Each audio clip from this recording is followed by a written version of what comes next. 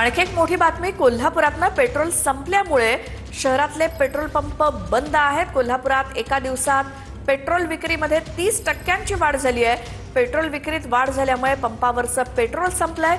विक्री सुरू असलेल्या पेट्रोल पंपावरती आज देखील गर्दी होण्याची शक्यता आहे। आमचे प्रतिनिधी भूषण पाटील आपल्यासोबत तिथून जोडले गेलेत। भूषण, असे कोणकोणते पेट्रोल पंप जिथे पेट्रोलच नाही, काय परिस्थिती आहे? आज देखील गर्दी होण्याची शक्यता?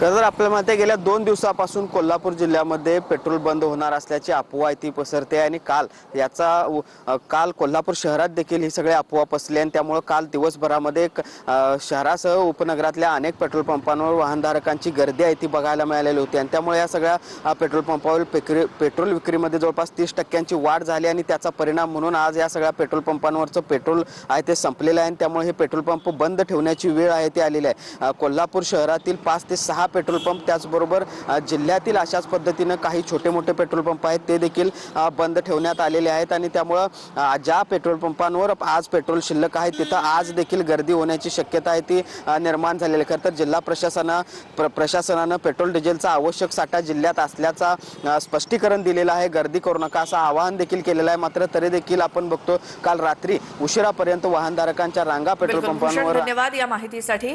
कोल्हापुरात काही ठिकाणी पेट्रोल संपलंय। पेट्रोल संपल्याची अफवा काल, त्यामुळे तुफान गर्दी झाली होती। त्यामुळे 30%पेक्षा पेट्रोलची विक्री वाढली आणि त्यामुळे आज काही पेट्रोल पंपावरती पेट्रोल आणि डिझेल नाही।